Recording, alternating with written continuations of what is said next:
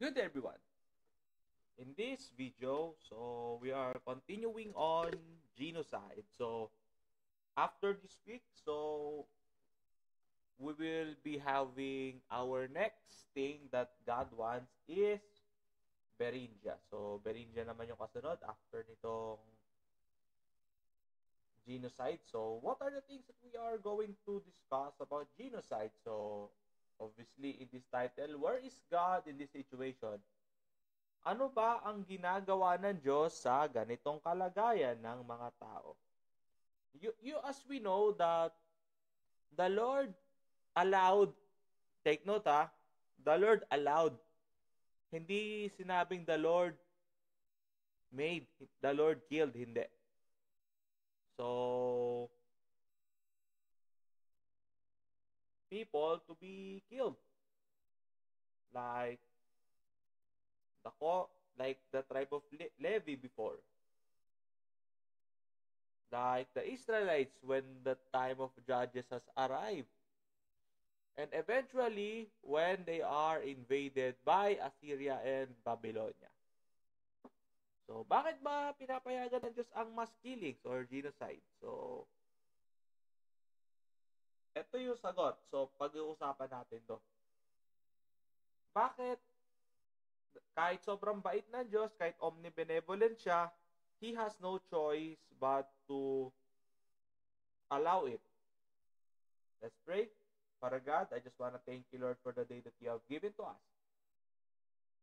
I just want to thank you, Lord, for the things for all of the good things that you have bestowed unto us within the week. We are now ending the month of February now. So, Panginoon, be our speaker, be our guide in everything that we do, Panginoon. We magnify you. We understand what you really want to say. Especially in the times that a lot of people will be astray with what you really want. This our prayer, this is my prayer, and this is going to be our request for today. In Jesus' name we pray, our Lord, our Savior. Amen. Okay.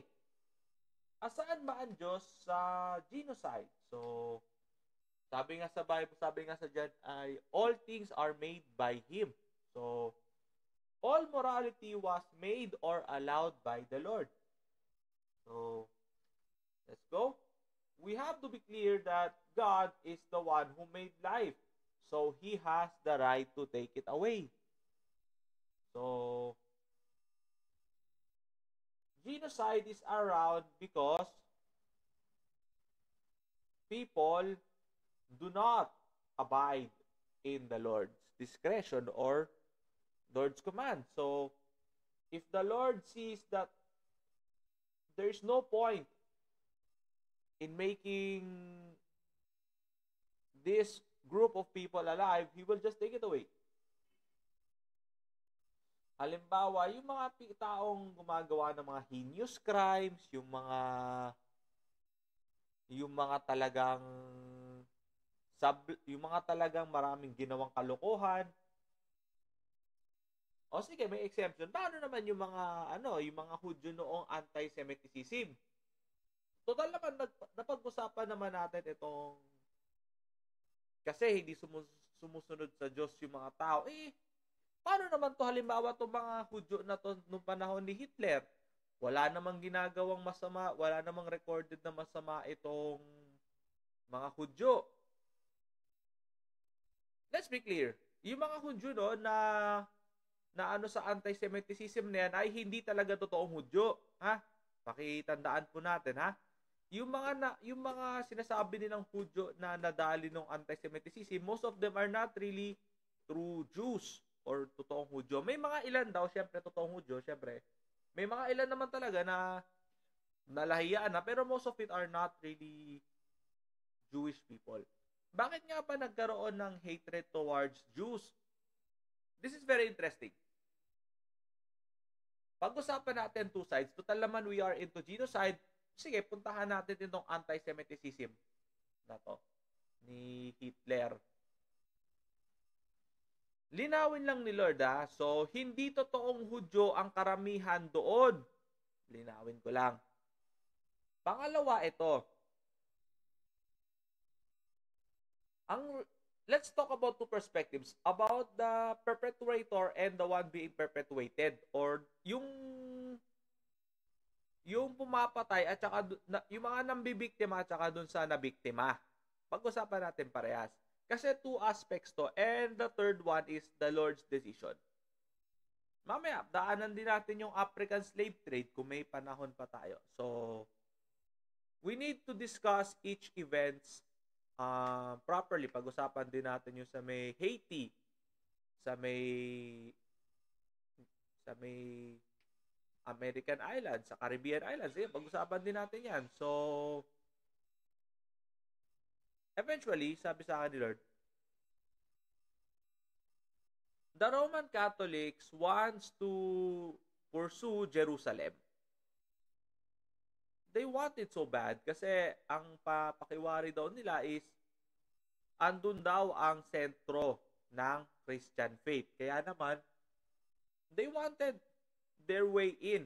Remember, sabi ni Lord sa akin, Hitler is a puppet of the Roman Catholic Church. Yun na sabi sa akin ni Lord. Kinonfirm sa akin ni Lord to. So, Adolf Hitler is indeed a Roman Catholic puppet. That is why the Roman Catholics wants to insist that they want the control of Jerusalem before. That is why they want mass extermination of those people who live in there. So, yun na nga. So, nagkaroon ng mga kulungan yung mga Germans, pinapahirapan yung mga Hudyo.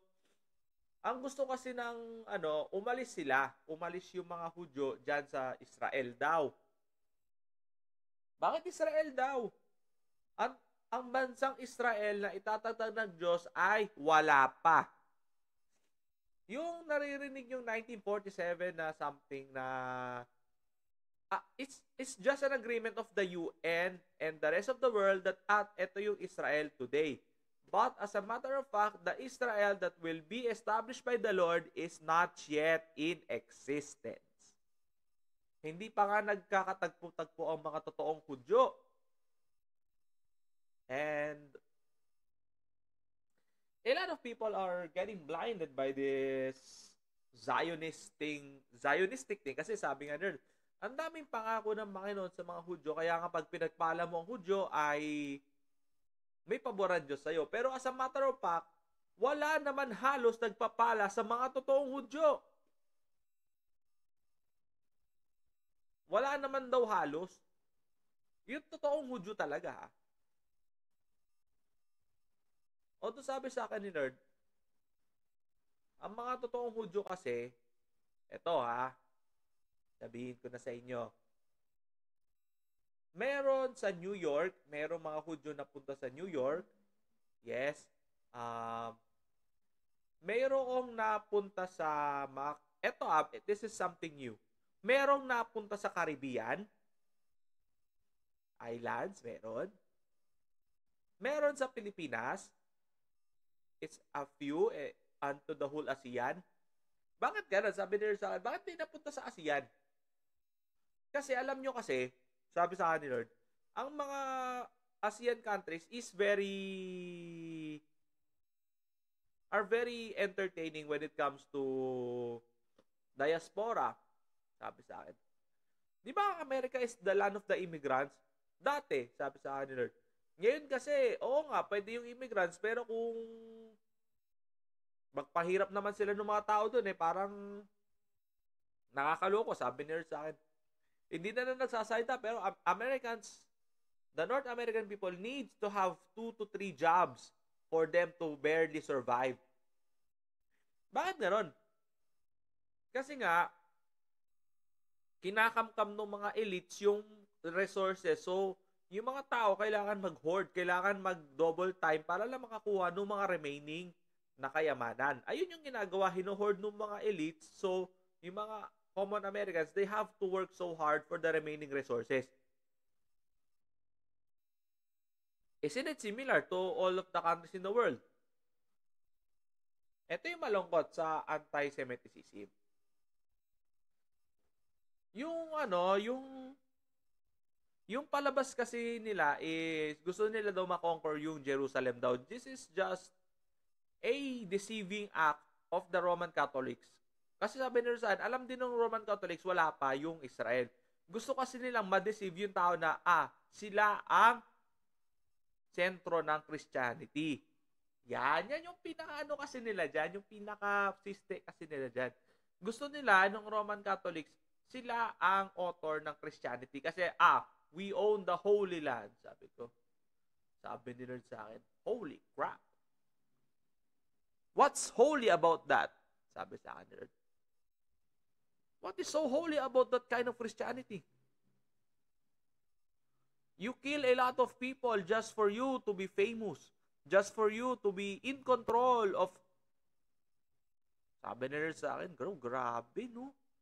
Ganda ng representation sa Christianity. Kailangan pumatay ng maraming tao.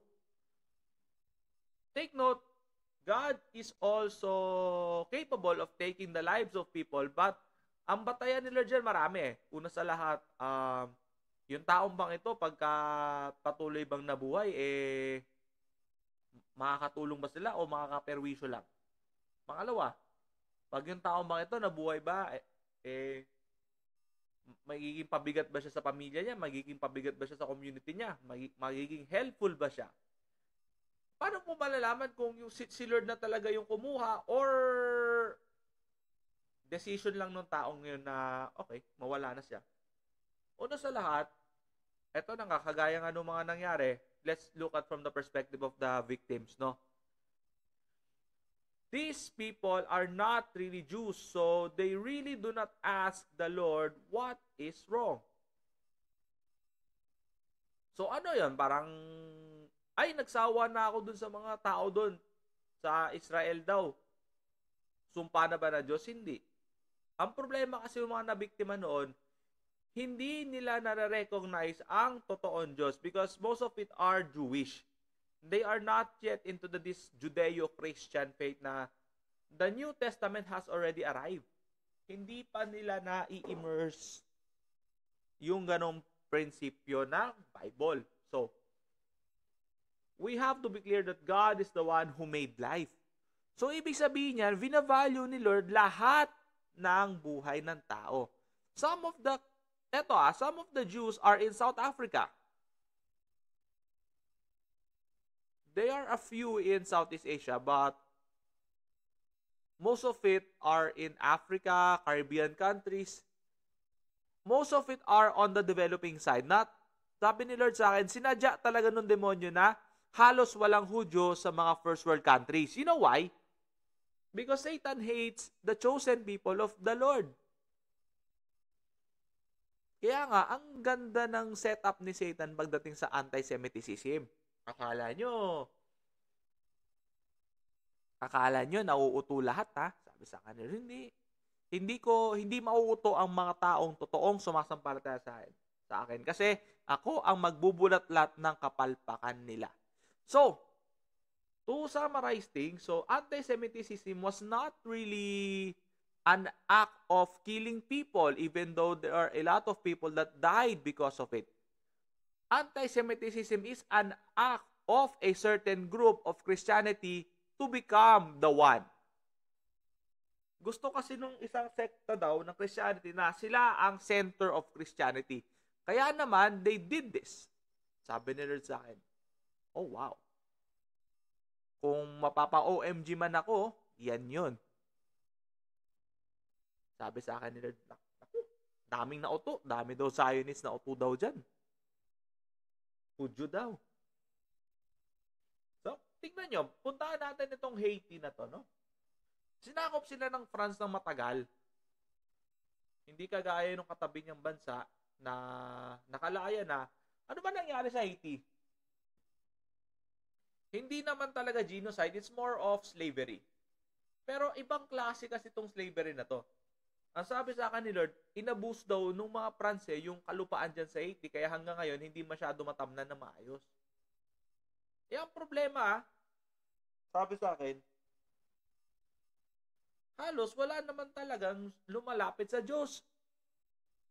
Parang As a matter of fact nga, sa Haiti, nung napanood ko nga yung documentary, puro gang wars, puro kaguluhan, wala, halos hindi talaga,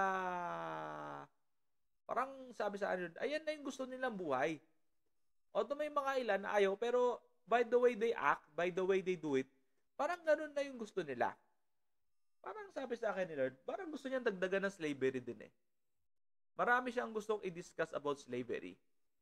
Pero saka na muna yun, after na nung philosophy. So, this is very surprising, no?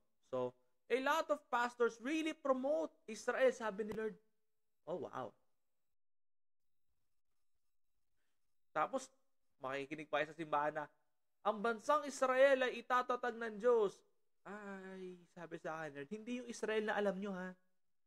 Tapos pag sinabi nyo to, sinabi ni Lord na, lapastangan, ikaw ay heresy na daw pagka sabi sa akin, Lord, heretic ka daw pagka sinabi mo na ang Israel daw ngayon ay hindi daw yung Israel. Naku, heresy daw. Sabi sa akin, Lord, aba, ayos ah. Ako pa pala yung heretic. Ako na nga yung gumawa ng Bible. Ako na nga yung gumawa ng buong mundo. Ako pa ang heretic. Aba, ang husay naman ng mga pastor na yun. So, yun na nga. So, ano bang kinalaman nito sa Christianity? Bakit ginusto ni Lord na i-discuss itong heresy? Heresy ito, itong genocide. Marami kasi tao, hindi naman nakakaintindi ano ba talaga ang intention ng Lord. Ano ba ang ginawa ni Satan dito? Sige, punta natin yung sunod. God responds to every decision that man makes. Kung ang taong yun ay gusto nila sakupin ng buong, yun na nga, kagaya ng Roman Catholic, actually marami pa to eh. So, yung African slave trade, tapos yung idea ng Thanksgiving, naku, ayaw na Lord ng Thanksgiving na yan, baka akala nyo ha. Yung All Saints Day, ay naku. Eto bakit All Saints Day tapos All Souls Day? Kasi ganito yan. Sabi nila sa akin, ang idea kasi ng All Saints Day is, ready na kayo? Madagdagan yung mga pupunta sa impyerno. Kasi dati trick or treat, ibig sabihin yan, pagka-treat, ligtas ka dun sa kamatayan, ligtas ka dun sa tutubusin ka na ng mga mangkukulam. Pagka-trick, nauto ka, ibig sabihin nun, patay ka na nun. Kukunin ka na nun. Papatayin, iaalay ka na nun. Yun yung concept talaga ng trick or treat. Tapos sabi sa akin ni Lord, tapos yung mga bata, nagsusuot pa nung suot nung itsura nung mga demonyo para sabi sa akin ni Lord. Alam niyo ba yung genocide? Yung All Saints Day is actually an act of genocide before. Tapos, yung mga chikiting, sineselebrate, sabi ni Lord, aba, ang galing. Sineselebrate nyo ang genocidal events. So, yung All Souls Day daw, ayun daw yung celebration ng mga natira, yung mga hindi naman daw nadali nung trick or treat. Tapos, tayo naman, kahit mga Kristiyano, nag-All Saints Day, Happy Halloween.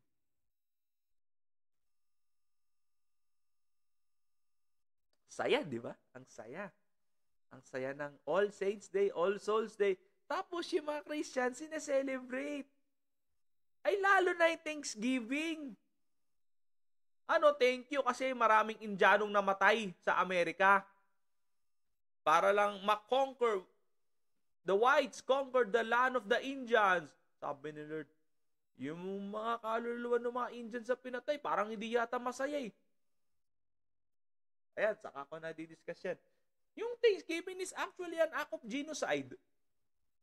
I don't know why you celebrate it. So, eto, pag-usapan natin itong Age of Exploration. Ay, naku.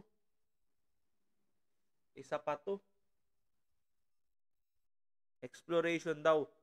Gusto nila sila daw yung makakonquer sa mundo. Ganun pa rin eh. I mean, they want to explore the world. Gusto nila sila may-ari ng mundo. Ayan yung idea ng mga taong gustong gustong maging sila lang. Gusto nila sila lang. So, paano naman yung mga nabiktima nito? Eto na nga. For example, in Haiti and in this anti-Semitism, sabi nila sa akin, no one is listening. No one acted like Job na, ay Lord, Panginoong Jesus, ikaw nga ang Diyos na lumikha. Yun na nga, sabi sa akin. Paano mo iisipin ang Diyos kung lahat naman ng bagay salungat sa'yo? Pinaisip nga ng Lord, no?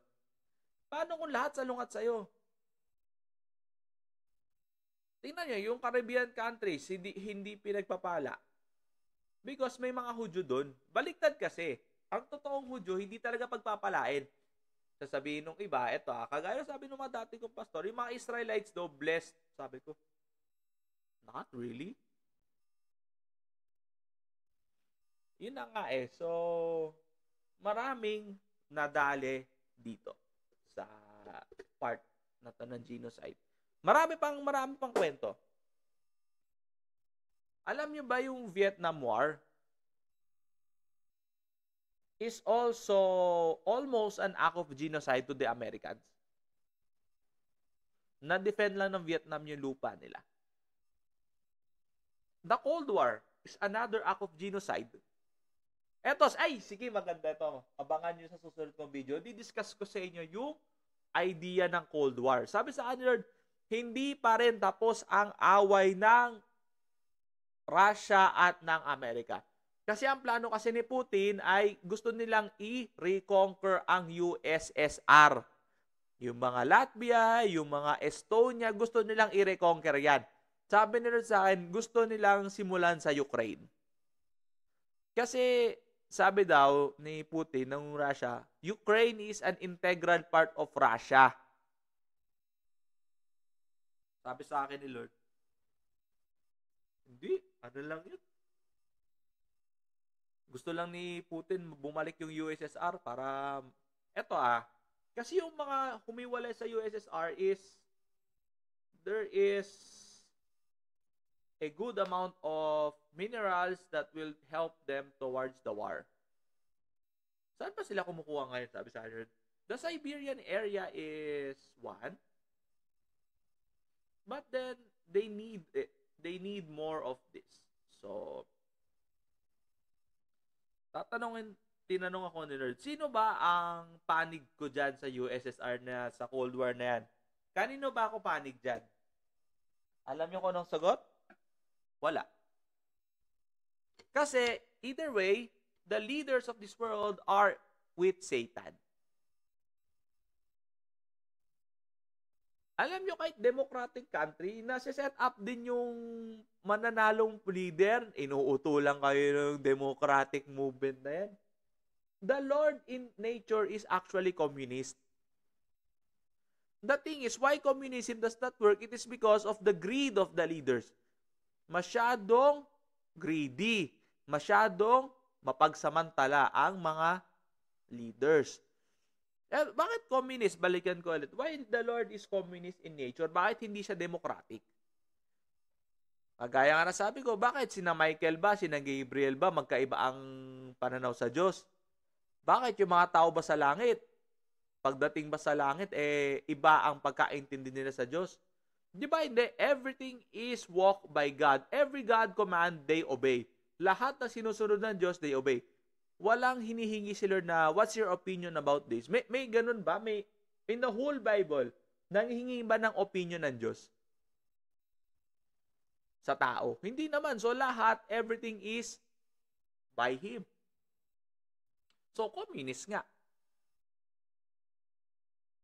Here's the thing. Before we end this video, isipin nyo, saka ko na pag-uusapan yung Cold War because Cold War is another act of genocide. Paano naman yung, isa pa to.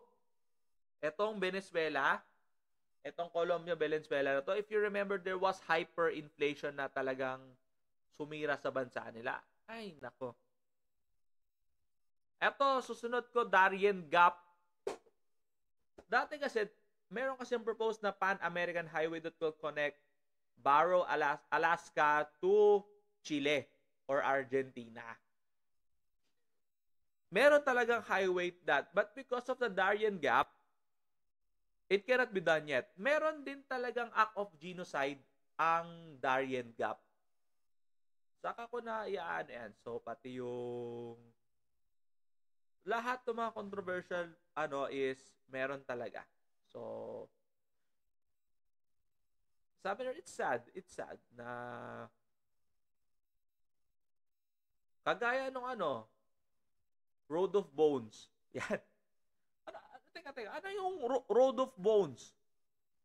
Saka ko pag-usapan yung Road of Bones na. Alam nyo, genocide din yan eh. Yung Road of Bones, yung ginawa ng Russia. Naku! Sabi daw, ito daw yung kwento. Pag namatay daw, doon na lang daw, dinilibing na lang din daw doon sa kalsada. Total naman daw, matatabunan lang din daw ng snow. Ganon yung ginagawa. Hindi na nililibing sa kung saan. Kung saan namatay, doon na lang din ililibing. So, ayan. Saka ko pag-uusapan dyan. So, at the end of the day, genocide is all about greed. It's all about they want their values to reign over the land. That's it for this video. So, sa next video natin, pag-usapan natin Cold War, Road of Bones, China and North Korea. Yan. So, and then, pag-usapan din natin itong Australia. Malalaman nyo na lang yung Australia ay tapunan ng mga prison ng Britanya. Malalaman yan. Yung mga aboriginal na mga natives ng Australia is pinagpapapatay din ng mga yan. So, abangan nyo yung susunod kong video. Thank you and God bless.